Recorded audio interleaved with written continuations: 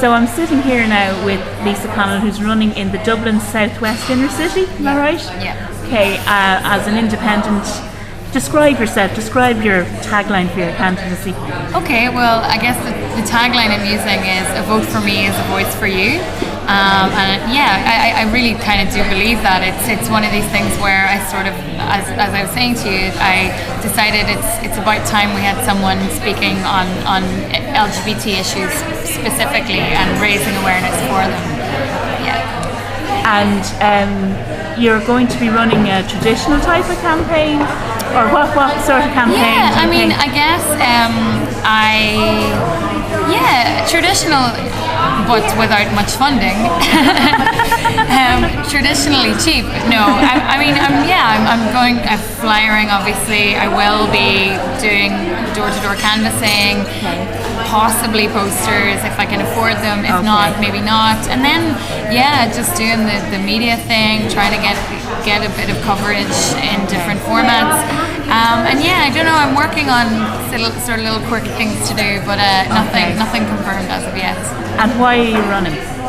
I'm running because I've been a gay rights activist for nearly 3 years now, and I was just at a breaking point with what's going on in our government and in our country at the minute, both with LGBT issues in mind and generally.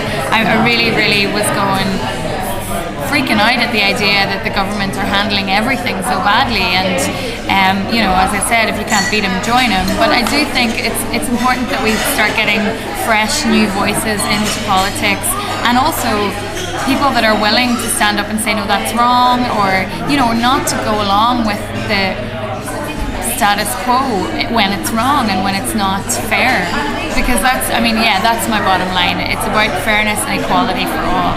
That's what we should have.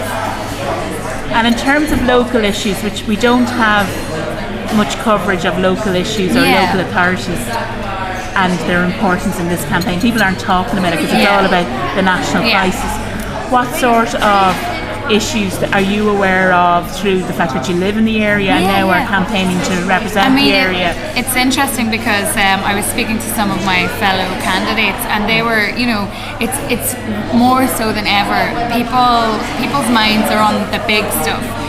But the big stuff trickles down into the smaller stuff also. I mean, the fact is that more people are losing their jobs than for a long time in our history, and there's both long-term unemployed and newly unemployed people, and that is a big issue, because you're going to have so many more people needing social welfare, signing up to the Live Register, so it's all of that happening. And then things like obviously the regeneration programs that have been largely ignored or dropped or postponed, and it's leaving people in the area, especially the Liberties and any of the regeneration projects. You're leaving people kind of stuck in a limbo of, okay, what happens next? Like big blocks of flats and nothing's happening. A big thing for me actually is the green spaces, the environmental stuff. Like, it seems that every time you see, that would be a good park or that's a good green space, there's planning permission out on it. There's going to be something else there. I mean, there's a huge family population in the Dublin 8 area, and they've no green space. There's such a shortage of green space. So. And I'm sure people have been saying different things to you about your candidacy. In relation to the people say, why don't you join another party? We don't have, for example, lesbian women very active or very prominent in political parties in Ireland. There are some in the Labour Party and some in the Greens, but they're not visible. It's the gay men who run the gay wings. Of these groups. So why are you going out on your own? Is it have you not found a party to suit you? To be honest, I felt that the only way I could be true to my own feelings currently and my own kind of where my own politics would lie is to be independent, because I feel very disillusioned by most of our major parties. I'm very disappointed in the Greens since they've gone into coalition with Fianna Fáil. I mean, and that's me as a voter. That's not me as a candidate. I felt that they got into power and then rolled over, and that's so. And then in terms of Labour, I guess no, I wouldn't have felt.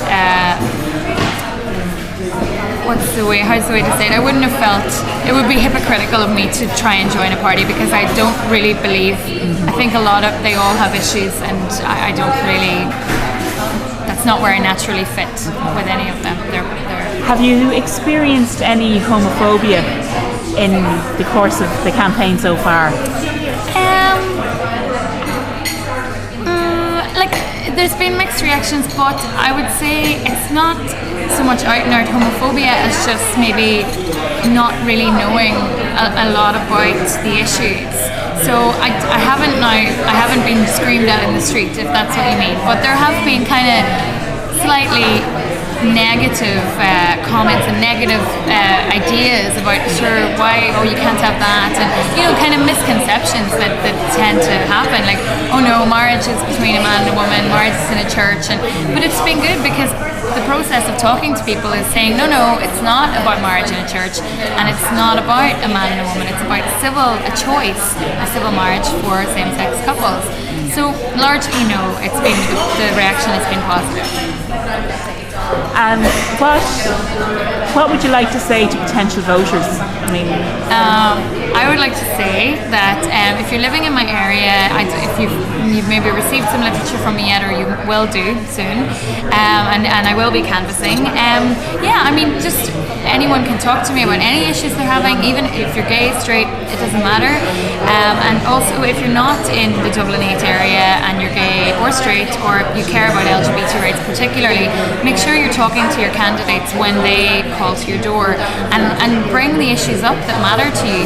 Put them on the spot, ask them about it, and ask them where they stand, where their party stands, because the more people that are talking about it, the more these guys and girls have to think about it.